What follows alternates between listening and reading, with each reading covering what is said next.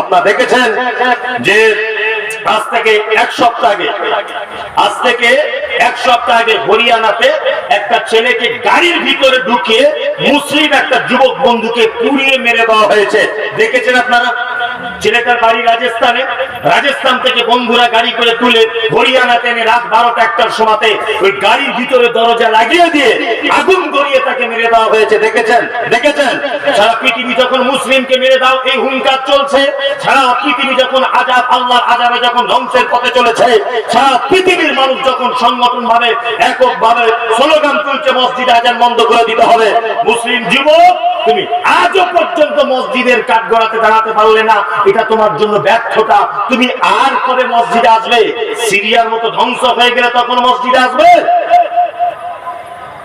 তুরস্কের মতো ভূমিকম্পর পরে তুমি মসজিদে আসবে? কবে তুমি মসজিদে আসবে? এখানে আসে আমি শুনলাম যে এখানে 85% মানুষ নামাজ পড়ে না। এটা আমি শুনেছি এখানে, কথা সত্য মিথ্যা জানি না। 85% মানুষ নামাজ পড়ে না।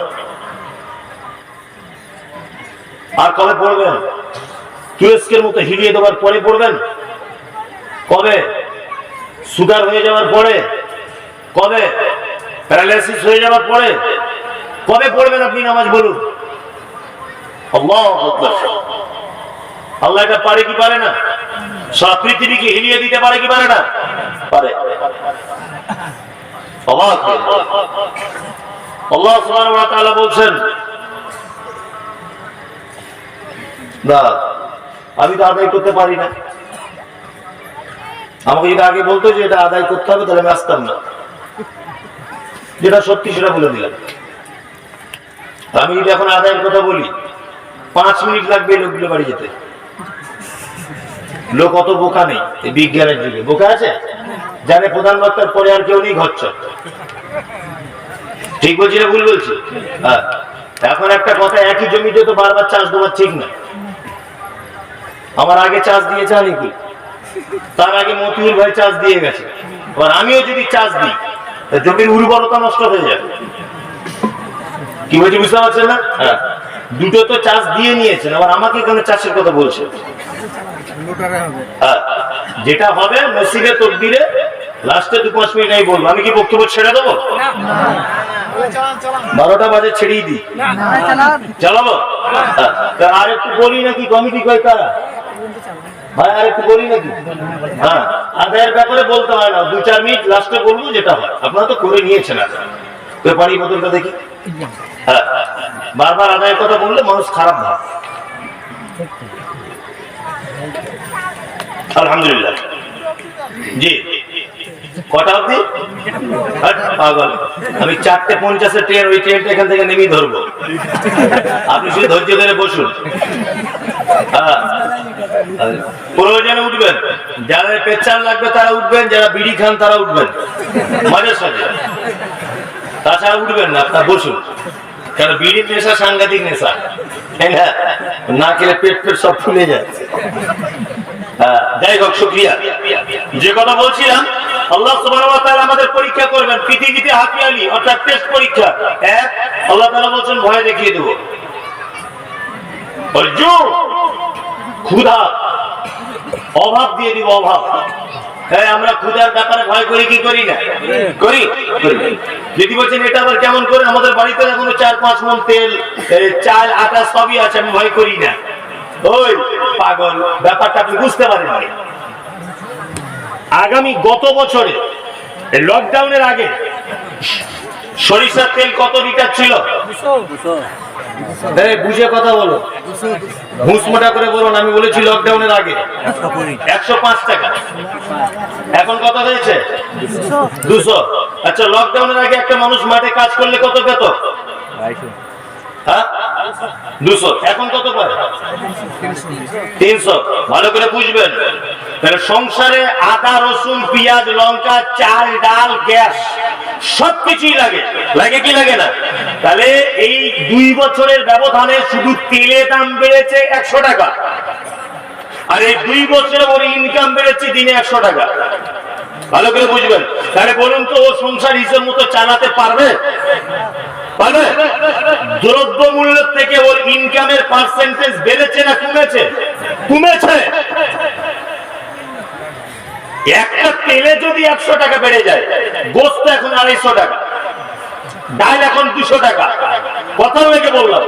সব মালে যদি এরকম করে মেলান, তাহলে ওর 200 থেকে বেড়ে এখন 250 হয়েছে, 50 টাকা বেড়েছে, তাই না? তাহলে মানুষ আশঙ্কার ভিতরে আছে না নেই? আছে। ওই জন্য বেশি বাচ্চা কাচ্চা নিচ্ছে না, বুঝে দুটাতেই বন্ধনের লোন করে মাথা খারাপ, আর 3টা নিলে হয়তো টাক হয়ে যাবে, মাথা চুল উঠে যাবে, বলছে কি বলছেন? চুল উঠে যাবে মাথা। আর আল্লাহ তাআলা বলছেন, তোমার মাল নষ্ট করে দিব আমি। কি নষ্ট করে দিবে? মাল। মাল বলতে গম, আদা, রসুন, পেঁয়াজ, এগুলো মাল। আর একটা মাল কি? সন্তান সন্ততি, এগুলো নষ্ট করে দিবে। কেমন করে? একটা ছেলে রাজমিস্ত্রি কাজ করতে গিয়েছিল, কোথায়? দুর্গাপুরে। বাড়ি আসার সময়তে ঠিক আপনার রেল স্টেশনে নেমেছে, ওই আপনার সাগরদিঘিতে। রেল স্টেশন থেকে হেঁটে একটুখানি আসার সময় একটা ট্রাক্টর গাড়ি এসে অ্যাক্সিডেন্ট করে মারা দিল ছেলেটা। এরকম ঘটনা ঘটে কি ঘটে না? ঘটে। আল্লাহ বলছে, তোর বেটা যেটা ইনকাম করতে শুরু করেছে, এই বেটাটাকে আচানক অ্যাক্সিডেন্টে মেরে দিব। এটা তোর জন্য পরীক্ষা, তাই না? এই পরীক্ষা যদি কারো হয়, তা মেয়ে ছেলেরা কি করে? বাড়িতে কাঁদতে কাঁদতে বলে, আল্লাহ তোরা চোখ নাই, যে ইনকাম করতে শিখলো ওইটাকে মিলি, কেন কানাটাকে দেখতে পেলি না? বলে কি বলেন? মেয়েরা আবার কাঁদতে কাঁদতে বলে, আল্লাহ এই শিশুর মাটাকে তুলে নিলি, শাশুড়িটাকে নিতে পারতে, বুড়ো হয়ে গেছে, এইটাকে কেন নিলি? এটা বলে কি বলে না? এই নেওয়া দেওয়ার মালিককে আল্লাহ। আল্লাহ সুবহানাহু ওয়া তাআলা এটা পরীক্ষা। কি বলছি বুঝতে পারছেন? এটা কি পরীক্ষা?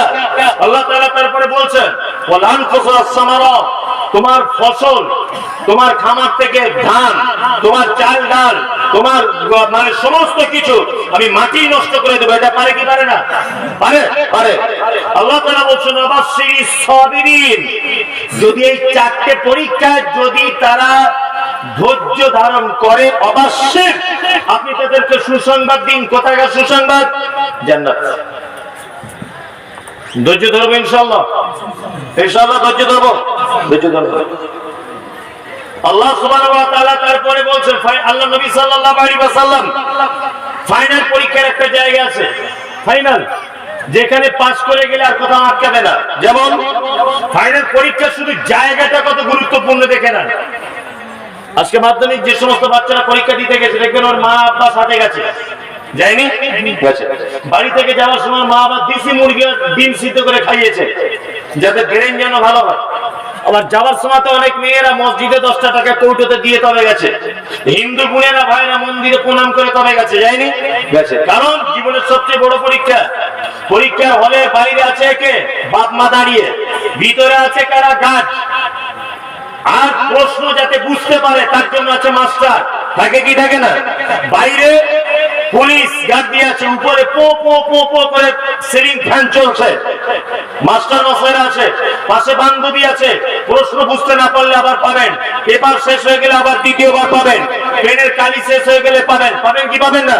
পাবেন। চলুন, আল্লাহর ফাইনাল পরীক্ষার নাম, তার নাম কবর। সিদ্ধ ডিম করে কেউ পাঠাবে না, পাশে কেউ থাকবে না। আতাহুমুল মালাকানি ফাকালানি মান রাব্বুকা মা দীনুকা মান নাবিয়ুকা। আল্লাহু রাসূলুল্লাহ বলেছেন, একজন মারা যাবার পর তার কবরে 2জন ফেরেশতা আসে। কয়জন? 2জন। মালাকানি 2জন, ফাকালানি তারা 2জন যৌথ কণ্ঠে বলে, মান রাব্বুকা, তোমার রবকে বলো। কে? আল্লাহ। মা দীনুকা, দিন কি বলো। মান নাবিয়ুকা, নবীকে বলো। ফাইনাল পরীক্ষাতে জায়গার নাম কোথায়? কবর। পাখা নাই, লাইটের অন্ধকারে পরীক্ষা চলবে, ডিম সিদ্ধ খেয়ে যাওয়ার ব্যবস্থা নাই, আছে? পাশে কেউ থাকবে না, থাকবে? কেউ থাকবে না। এই পরীক্ষা যদি আপনি পাস করে যান, তাহলে আল্লাহ জান্নাত পর্যন্ত আপনি পৌঁছে যাবেন ইনশাআল্লাহ। পরীক্ষার জন্য প্রস্তুতি নেব ইনশাআল্লাহ, ইনশাআল্লাহ। লিয়াবলুয়াকুম আইয়ুকুম আহসানু আমালা ওয়া হুয়াল আজিজুল গফুর। আল্লাহ তাআলা নিশ্চয়ই বড় ক্ষমাশীল। ক্ষমাশীল কি ক্ষমাশীল নয়? অনেক পাপ হয়ে গেছে না আপনার? গোপনে অনেক পাপ হয়ে যায়নি? পাপ হয়েছে, ভয় করছেন? কোনো ভয় নেই, একদম ভয় করবেন না। পাপ হয়েছে তাই কি হয়েছে, একদম কোনো ভয় নেই। পাপ হয়েছে কোনো ভয় করবেন না, টেনশন করবেন না। রাতের বেলা উঠুন, 12টার দিকে সবাই যখন ঘুমিয়ে থাকবে, উঠে আল্লাহকে বলুন যে আল্লাহ, পাপ করেছি, তুমি আমায় ক্ষমা করে দাও। পাহাড় সম পরিমাণ পাপ, পাহাড়ের মতো বড় পাপ, শুধু 2 ফোঁটা চোখ দিয়ে পানি ফেলে দেন। এই 2 ফোঁটা পানি যদি আল্লাহর ভয়ে যদি আপনি ফেলে দেন, আল্লাহু আকবার, আপনার পাপগুলি পাহাড় সম পরিমাণ থাকলেও আল্লাহ বলছে বান্দা তুমি আমার ভয়ে 2 ফোঁটা পানি ফেলে যখন দিয়েছো, তোমার কত বড় পাপ এটা আমি দেখবো না, সাথে সাথে ডিলিট করে দেবো। আল্লাহু আকবার।